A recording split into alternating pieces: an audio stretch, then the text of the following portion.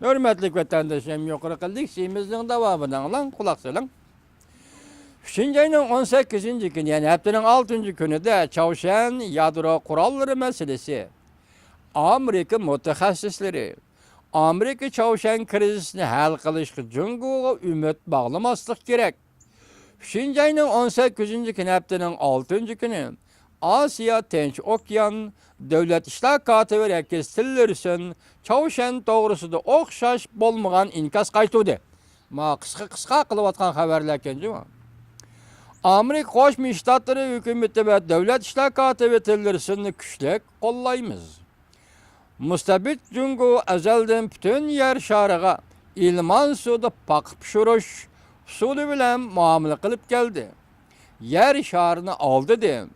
Mustabidizmning zaharlari bilan yer sharini zaharladi. Mustabid Çavuşan yana Mustabid Jungo'nun oldingi sap qo'rg'ini bo'lib, uzundan beri Amerika'ni ahmoq qilib keldi. Bu ishga haromzoda davlat birlashib, insoniyatga qarshi turdi.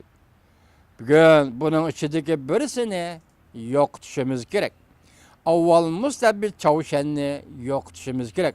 Mavo yuqorqi mutaxassislarning so'zlagan so'zlariga oxirida yozilib o'tgan inkaslarjimi? Ma inkas qilg'ichilarning inkasini sizlarga anlatyapman, hurmatli vatandoshim. İnsaniyatga qarshi turdi. Bugun buning ichidagi birisini yo'qotishimiz kerak. Avval Mustabid Çavuşanni yo'qotishimiz kerak. Koreya Çavuşan yarim oroli birlik keltirgan hamon g'arb tarafda Afg'oniston, sharq tarafda Koreya, Yaponiya, Tayvan, janub tarafda Vyetnam. Bütün Asiya Mustabid Jungo'ni ve uning insoniyatga qarshi yovuz hukmronligini iskanjiga oladi. Bu Amerika Qo'shma Shtatlarining haqiqiy ma'noda Osiyoga qaytib kelganligining tunji qadamidir. Tug'ishliq bosqonlik bu qadamni tug'ishliq bosqonligidir. Amerika bilan Koreya harbiy manevr qilganda o'q do'rini ortiq isrof qilmay, Çavuşan tarafga qaritib etish kerak. Bu mening klassik obzorimdir deydi inkas yozuvchi kishi.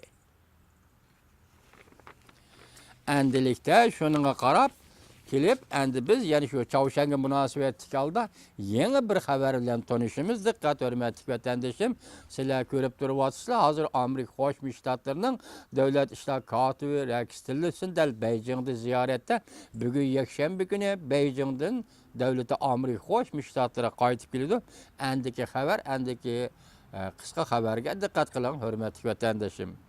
Devlet İşler Katibi Rekis Tillerson, Reis Xi Jinping bilan ko'rishdi. Kechiringlar, aziz qutlim. Devlet İşler Katibi Rekis Tillerson, Reis Xi Jinping bilan ko'rishdi. İki devlet har qanday kelishim imzolamadi. Mavzuli xabar 3. ayning 19. gün Amerika ovozidan Xitoy til programmasi e'lon qilindi. Xabar bunday boshlandi. Amerika Qo'shma Shtatlari Davlat İşler Katibi Tillerson 19. günü Jungo'nun Reis Xi Jinping bilan ko'rishdi. Davlat İşler Katibi Tillerson bunday ko'rsatdi. Amerika Qo'shma Shtatlarining prezidenti Trump Jungo Amerika o'zaro ishonchni ilgari surishni umid qiladi. Ham Reis Xi Jinpingning yaqin kelgusida Amerikani ziyorat qilishini umid qiladi. İki taraf, iki davlat o'rtasidagi sazgör masalalarni eg'izga olmadi. Ham har qanday bir kelishim imzolaganligini mo jakarlamadi. Amerika Qo'shma Shtatlarining Davlat İşler Katibi Tillerson Beijingda Xalq sarayida Reis Xi Jinping bilan ko'rishdi. İki taraf go'yodagidek iki taraf o'rtasidagi aktiv omillarni ta'kidladi.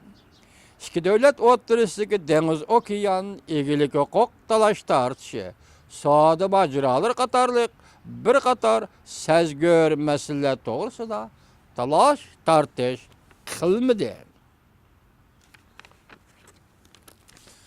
Amerika Qo'shma Shtatlarining Davlat İşler Katibi Tillerson bunday ko'rsatdi. Amerika Qo'shma Shtatlarining prezidenti Trump Amerika Jungo aloqa qilishga yuksak darajada ahamiyat berdi. Cümleden Reis Xi Jinping bilen telefon alaqası qilishmi? Şunun içinde. Reis Xi Jinping munda ko'rsatdi. Hazır Amerika Jungo münasebetinin taraqqiyoti muhim fursatga to'g'ri keldi. İki taraf rayon dairesiga egilik huquq qatorliq bir qator ikki davlat o'rtasidagi nozik masalalarni eg'izga olmadi. Hem ikki davlat o'rtasida rasmiy kelishim imzolaganligini jakarlamadi. Tillerson yakshanba kuni Amerikaga qaytdi. Davlat ishlar kotibi Tillerson Reis Xi Jinping bilan ko'rishgan shu paytda. Diqqat vatandoshim. Devlet İşler Katibi Tillerson Reis Xi Jinping bilan ko'rishgan shu paytda Çavuşan zor iqtidorli raketa motorini yer yuzida sinaq qilib g'alaba qilganligini jakarladi. Reis Tillerson dal va Reis Tillerson Amerika Qo'shma Shtatlarining Davlat ishlar kotibi Reis Tillerson dal Reis Xi Jinping bilan ko'rishgan shu paytda Çavuşan zor iqtidorli raketa motorini yer yuzida sinaq qilib g'alaba qilganligini jakarladi. Balki Çavuşan masalasi Davlat ishlar kotibi Tillersonning Jungoni ziyorat qilishida muhim masalalarning birisi edi. Davlat ishlar kotibi Tillerson haftaning 6-kuni Amerika Jungo ikki taraf Çavuşan yerim orolining vaziyati intayin xatarlik deb hisoblaydi degan edi. O'xshashlar buningdan burun Amerikaning Çavuşanga qaratgan strategik savartaqti oxirgacha yetdi. Shunga Çavuşanga harbiy harakat qo'llanish ustal ustidagi tanlash bo'lib qoldi deb ko'rsatgan. Jungoning tashqi ishlar ministri Wang Yi Tillerson Davlat ishlar Amerika Qo'shma Shtatlarining Davlat ishlar kotibi Tillerson bilan ko'rishgandan keyin Çavuşan masalasini tinch yo'l bilan hal qilish kerak deb ta'kidlagan edi.